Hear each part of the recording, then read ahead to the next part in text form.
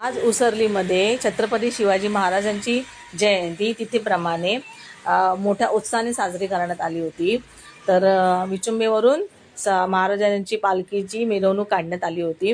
तर मी तिथे स्वतः गेले होते, कारण की मला महाराजांच्या पालखीला स्पर्श करायचा होता आणि खरंच मी खूप धन्य झाली। म्हणजे मी स्वतःला खूप नशीबवान समजते। छत्रपती शिवाजी महाराज की जय।